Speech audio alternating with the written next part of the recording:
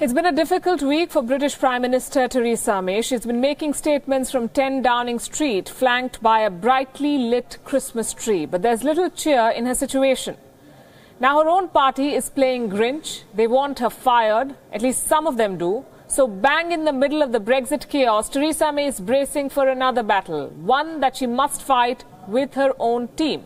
The Prime Minister faces a make-or-break no-confidence vote tonight. There's a rebellion in her ranks. Some of her party MPs want a change in leadership as the Brexit deal is caught in a fresh deadlock. For those who do not follow the British political system, here is how it works. The Conservatives are the ruling party of Britain right now. Theresa May is the leader of the Conservative Party. She's also, of course, the Prime Minister of Britain. British political parties have different systems of picking their leaders. The Conservative MPs choose their leader through the ballot. Every MP in the party has one vote, and the leader with the highest number of votes gets the top job. It's fairly simple. Theresa May enjoyed the popular support of her party up until now. But things have changed. 48 Conservative MPs have now raised the demand for a confidence vote or a no-confidence vote. According to party rules, a no-confidence vote is triggered if 15% of their MPs ask for it. The Conservatives have 315 MPs in the British Parliament. 48 MPs can then call for a no-confidence vote, which is what is happening. For that, they must write letters to the party's 1922 committee that is made up of those Conservative lawmakers that hold no government jobs. Theresa May has vowed to fight this. I will contest that vote with everything I've got. I have been a member of the Conservative Party for over 40 years. I've served it as an activist, councillor, MP, Shadow Minister, Home Secretary, and now as Prime Minister. I stood to be leader because I believe in the Conservative vision for a better future, a thriving economy with nowhere and nobody left behind, a stronger society where everyone can make the most of their talents, always serving the national interest. So what happens next? Later today, Conservative MPs will cast their votes through a secret ballot. Theresa May needs to win the majority to stay on as party leader and as Prime Minister. If she wins, she cannot be challenged by her party for at least 1 year. If she loses, she must step down, give up the Conservative leadership and the Prime Ministership. Her party will then have to pick a new Prime Minister. Theresa May will continue as caretaker Prime Minister until the next leader takes charge. Joining us is Wion's correspondent from London, Catherine Drew. Catherine, how are the odds stacked against Theresa May? Do you believe she'll survive it? Well, we've been hearing throughout the day the number of MPs that have come out publicly supporting Theresa May, and that number has been growing steadily. The estimates now that 164, around about 164 MPs have come out to say that they will vote for Theresa May. They will endorse her leadership this evening. Bear in mind that is about 10 or so more than she needs. But let's remember, of course, what MPs say publicly and what they say privately can often be different. We'll really have to wait until 9 o'clock local time to see how that vote pans out. Although Downing Street feeling sort of increasingly confident. Interestingly, a development in the last hour or so is that 10 Downing Street is briefing journalists that the vote this evening is about the immediate needs of the party and the leadership of the party, and that they're not talking about Theresa May going into the next general election, leading the party into the next general election, which I think is a ploy to sway some MPs, knowing that Theresa May will see through the Brexit, the departure from the European Union, but does not expect to serve much sooner. And that, of course, may sway some MPs to back her. So this is the political scenario. What about the people of Britain? Does she enjoy any sympathy among the voters, among the people? After all, she's been fighting this for months with both her hands tied. Well, people are bitterly divided over Brexit, probably about 50-50 evenly, those who wanted to remain, those who wanted to leave. But I think quite a few people, a significant number, even amongst the people who wanted to remain within the EU, would say that Theresa May has been working extremely hard, very diligently. She has faced numerous obstacles and she keeps coming back. Now, obviously, many people in this country, a significant portion would like to see a general election. They would like another say on this this Brexit question. They feel that it is a major question. It was asked 2 years ago, that things have moved on, that more is known about what Brexit will mean in reality. But I think many people, even of that persuasion who don't want to leave the European Union, would admit that she is a tireless worker, and would also look around at the other the potential Conservative leaders, Boris Johnson, the others on the Brexiteers, and might say, actually, we don't fancy that either. So she does have sort of a grudging admiration, I would say. And indeed, of course, she does have her fans. Many in the Conservative Party say she's a stickler, she's been sticking it out, let's support her. Even if Theresa May stays, the likelihood of Brexit happening as per the deadline in March is very slim. If she exits tonight, if she loses the vote, is it fair to say that Brexit is not happening in March 2019? Well, to be honest, in both scenarios, all bets are off. She could stay and then fail to get her Brexit withdrawal deal through the Commons, and we could be looking at a no-deal scenario. That is what most economists and most analysts say would cause havoc within the UK economy. Of course, she could leave, and then what we might see potentially is the new leader having to put the brakes on Brexit, having to put that on pause, but then coming back with a deal. So basically, I think all scenarios are still on the table. We could crash out, as people say, revert to World Trade Organization rules, or there could be a pause, there could be a second referendum. So I really think it's too soon to say, and it's not clear either if it depends on her maintaining the job of Prime Minister or not.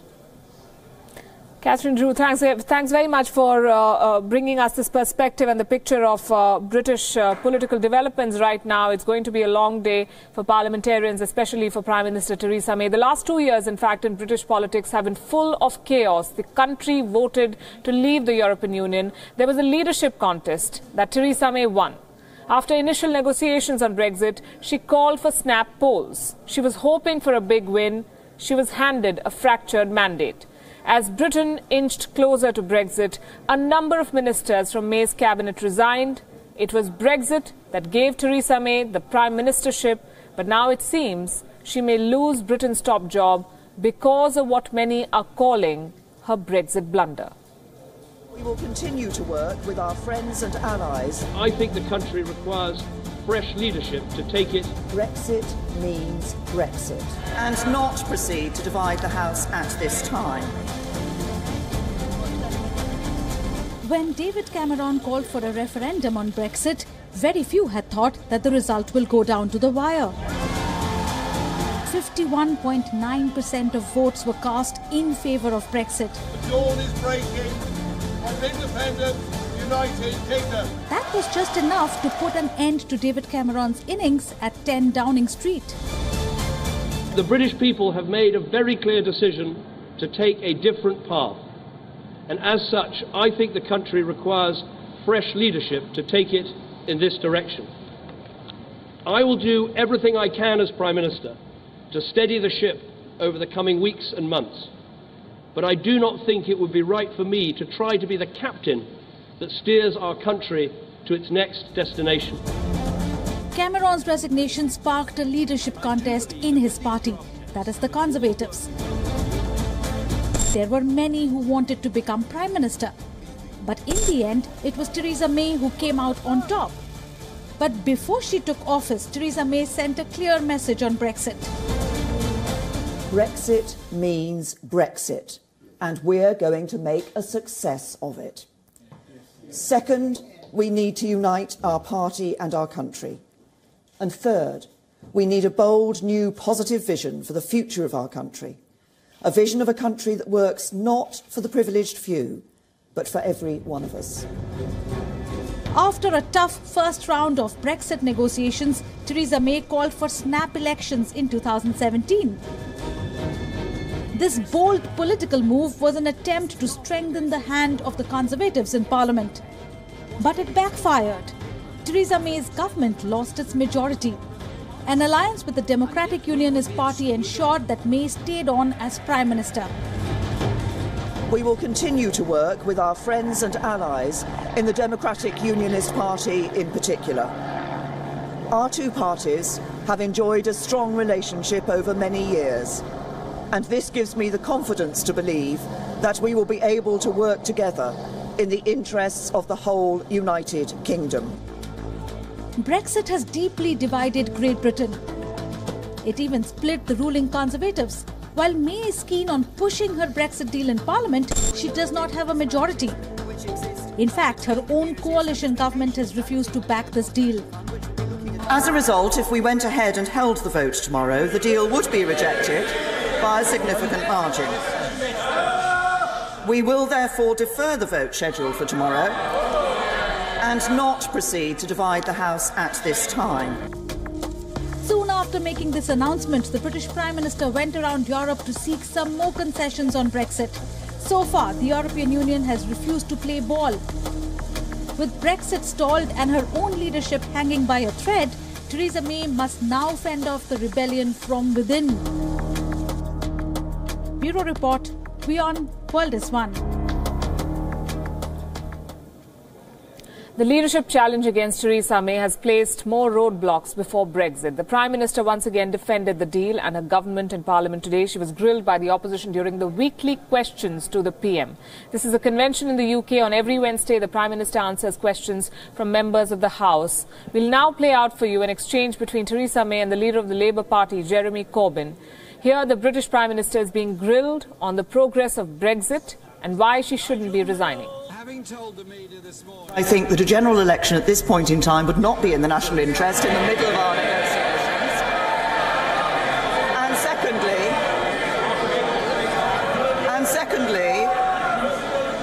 And secondly, as you will have heard me say before in this House, I think we should respect the result of the referendum that took place in 2016. Nigel Mill. Having told the media this morning that she's made progress, can she now update the House on what changes she has secured to her deal? As I say to the right honourable gentleman, I did travel to Europe yesterday and meet a number of heads of government in the Commission and the European Union Council. That's precisely because I had listened to concerns that were raised in this House and have taken those concerns to Europe.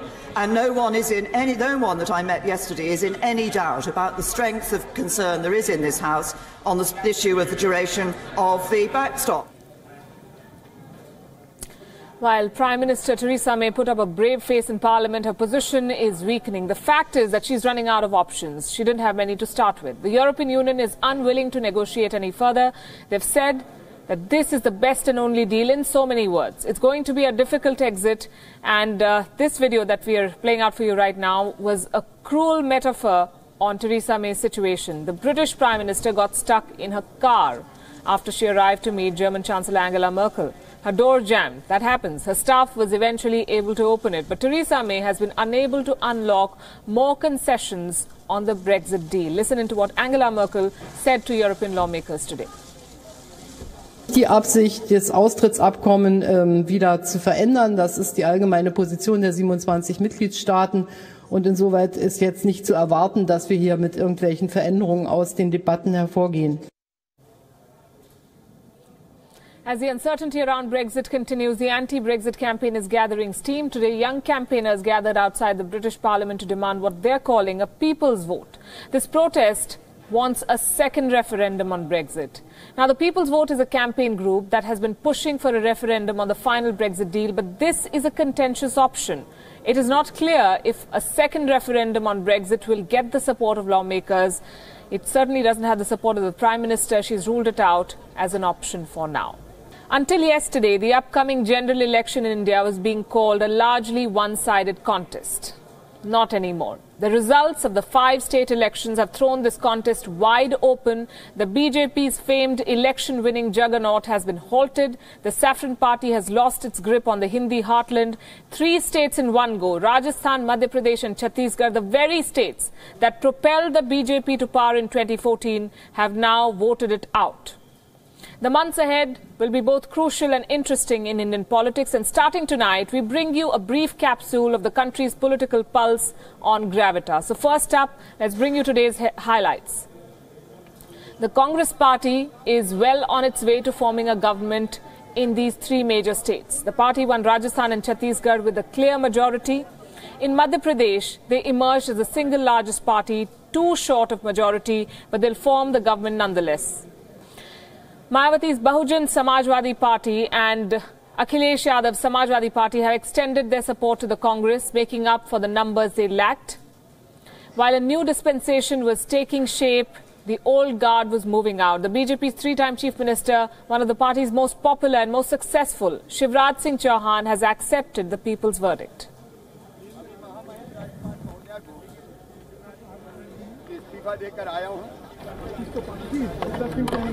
पराजय की जिम्मेदारी मेरी और सिर्फ मेरी है,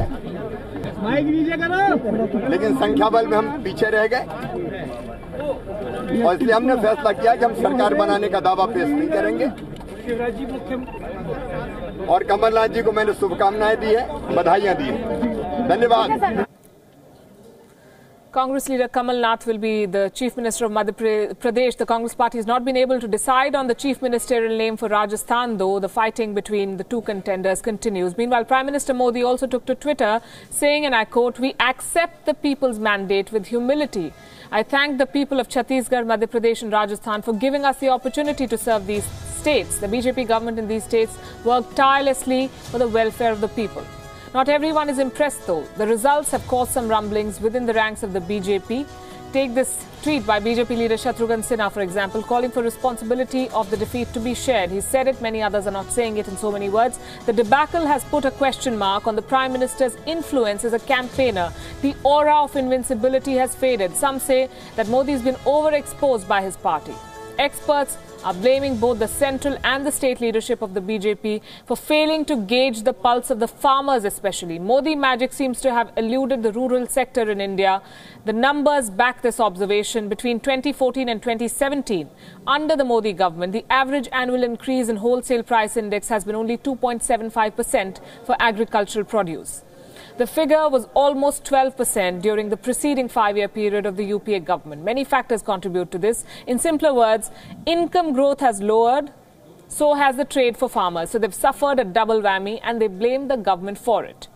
While the government has created assets at the ground level, they have not translated into higher incomes. While the government has launched welfare schemes, they may have not reached the last mile, and that is what has made the BJP pay this price. The Congress, meanwhile, seems to have got a much required boost, but it cannot party just yet. There's a long road to 2019. Take Madhya Pradesh, for example. Despite a 15-year anti-incumbency and a festering agrarian crisis, the Congress could not make a decisive impact. It has not been able to eat into the BJP's vote share. It has managed to win several seats with a very narrow margin. The Congress was not able to influence the voters of Telangana either. Despite its alliance, it was no surprise that regional satrap, the Telangana Rashtra Samiti, reigned supreme in the state. The Congress's tally was far from impressive. So this is what it boils down to. The Congress has an advantage, certainly. The BJP has got a wake-up call. 2019 is going to be a tough contest for both sides. Meanwhile, in France, has Macron's march come to a halt? The party he founded, La République En Marche, roughly translates to the Republic moving forward. It swept the French elections in May 2017. A year and a half later, the picture doesn't look rosy at all for Macron. Left-wing MPs have tabled a no-confidence motion against the president, which will be taken up in Parliament tomorrow. He might have the strength now, but does he have the confidence of the French people? Europe's most dynamic political leader, the new leader of the free world, the face of globalization in a protectionist world. French President Emmanuel Macron was hailed as the ideal leader when his party rose to power last year in May. But that was last year. Macron is now staring at a no-confidence motion. The chances of him losing the no-confidence vote are negligible. But his image as a strong leader has taken a beating.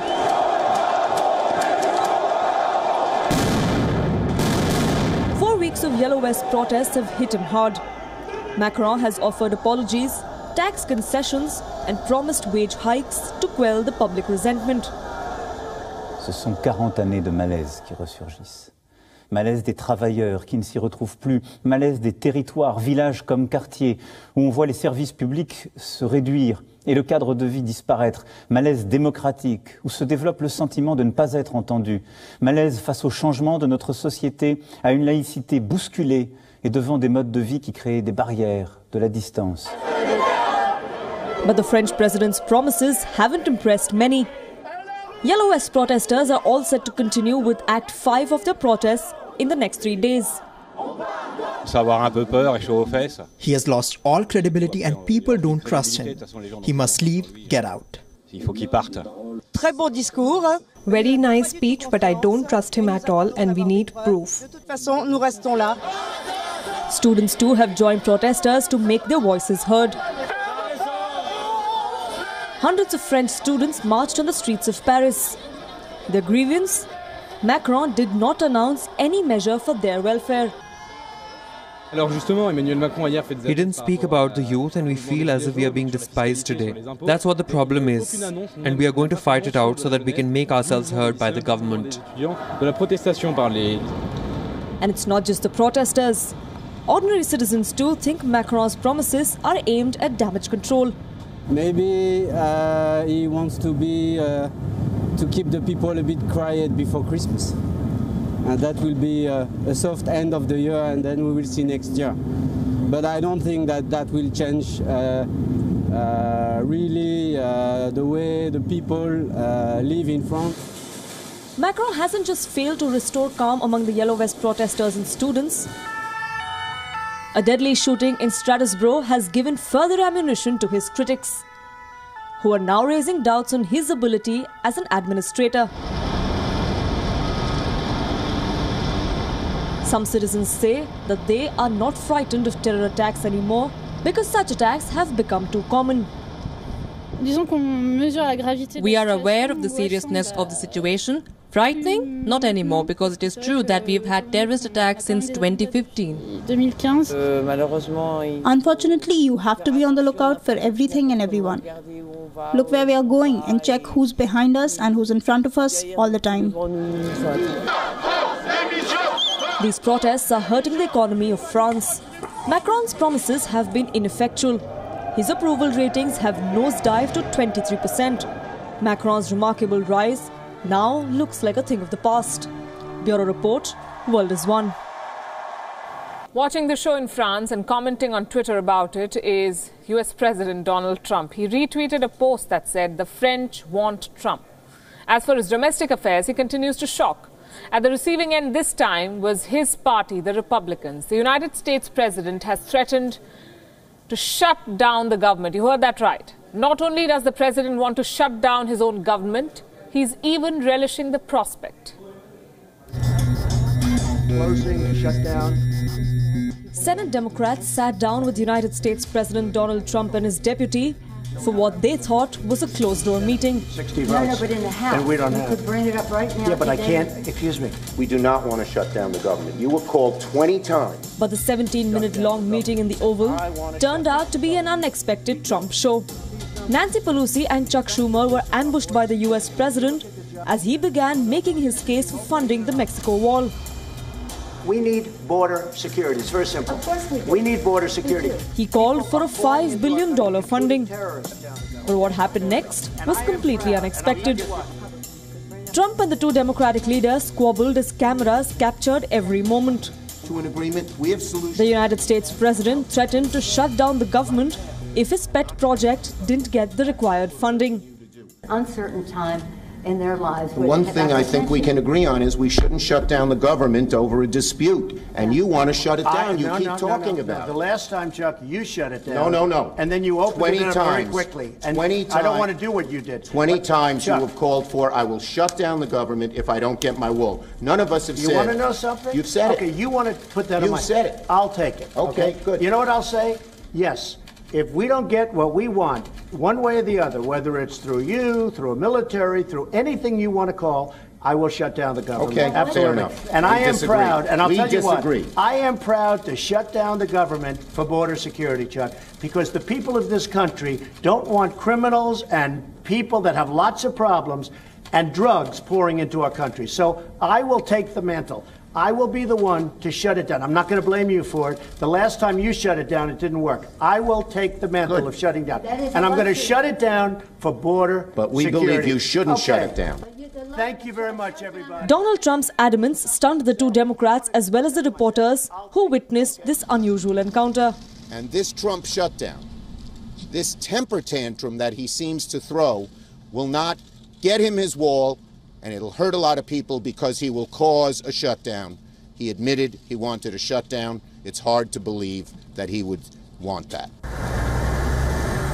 The US-Mexico wall has been Donald Trump's election promise. He's determined to turn it into a reality, but how he will do that is still unclear. Trump needs the support of the Democrats to pass any spending legislation. We hope he'll take it.